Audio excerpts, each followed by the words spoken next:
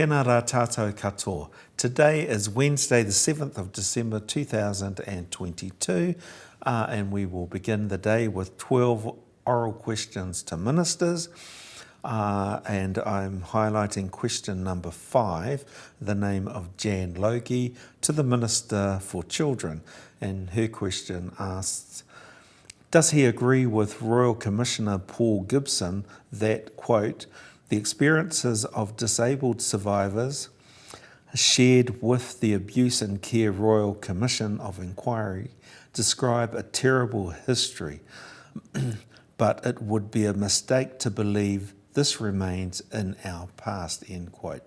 If so, what interventions are in place, if any, to ensure a disability rights focus within Oranga Tamariki? And today we have another question to a member, this time a question in the name of the Honourable James Shaw to the member in charge of the Sale and Supply of Alcohol Harm Minimisation Amendment Bill, and his question asks, why is tackling alcohol advertising as proposed in Part 2 of the Sale and Supply of Alcohol Harm Minimisation Amendment Bill important? So those are two questions I'm looking forward to today. At the conclusion of oral questions, we will have the general debate. This is an opportunity for members to raise matters they consider important. So that's 12 5-minute speeches. Then we will move on to private and local and members' business, which will be considered by the House today. First is the first reading of Rachel Boyack's Thomas Cawthron Trust Amendment Bill. This is a private bill that will provide clear interpretation of the objectives of the Cawthron Institute Trust Board and the powers conferred on the Trust Board to advance the Institute's objectives. Following that, we will have the first reading of Glenn Bennett's New Plymouth District Council Perpetual Investment Fund Bill, which is a local bill which will require the New Plymouth District Council to use its perpetual investment fund for the benefit of New Plymouth's current and future communities. Then we will have the first reading of the Honourable Meka Whaitiri's Hawke's Bay Agricultural and Pastoral Society Empowering Bill, which is a private bill which will allow the Hawke's Bay Agricultural and Pastoral Society to sell its interest in Tōmoana showgrounds and any other of their land interests. The money received from the land sales will go towards furthering the Society's objectives. Fourth, we have the committee stage of Ginny Anderson's Crimes, Child Exploitation Offences Amendment Bill. This is a members' bill which will create new offences relating to persons 18 years or older who use electronic communications to harm persons under 16. The bill will also increase penalties for offences relating to sexual grooming of children online. The next bill is also a committee stage, and that is of Dr. Deborah Russell's Employment Relations Extended Time for Personal Grievance for Sexual Harassment Amendment Bill.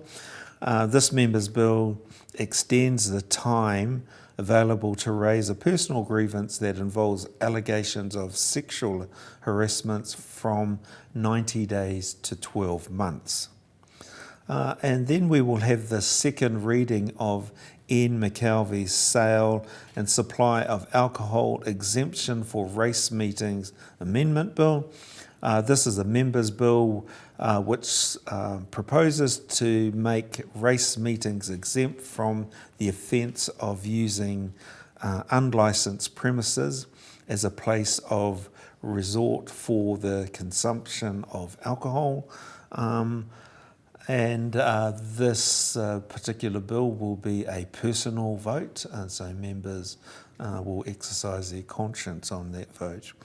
And lastly, we have the first reading of Chloe Swarbrick's Sale of and Supply of Alcohol Harm Minimisation Amendment Bill. This is a members' bill which looks to abolish the current appeals process on local alcohol policies, thereby giving proper local control over alcohol regulation to territorial authorities. That is also a conscience vote. The House will then suspend until 9 a.m. tomorrow morning for an extended sitting, and in the extended sitting we will firstly have the third reading of the Honourable Nanaia Mahuta's Water Services Entities Bill, which establishes 4 publicly owned water services entities that will provide water services in place of local authorities. Next we have the committee stages of the Honourable Kiritapu Allen's Electoral Amendment Bill, which increases transparency around political donations, extend the ability of New Zealanders who are overseas to vote in the 2023 general election, and allow for the regulated election period to shift if the election date shifts. We also have the committee stage of the Honourable Dr. Aisha Verrill's Smoke-Free Environments and Regulated Products Smoked Tobacco Amendment Bill, which will significantly limit the number of retailers able to sell smoked tobacco products. The bill aims to prevent young people from taking up smoking by prohibiting the sale of smoked tobacco products to anyone born on or after 1st of January 2009. And finally, if we have time, we will have the Honourable Dr. David Clark's Natural Hazards Insurance Bill, which will enable better community recovery from natural hazards and will clarify the role of Tukatu Ake Natural Hazards Commission, the new name for the Earthquake Commission. Nō reira, tēnā rā tātou katoa.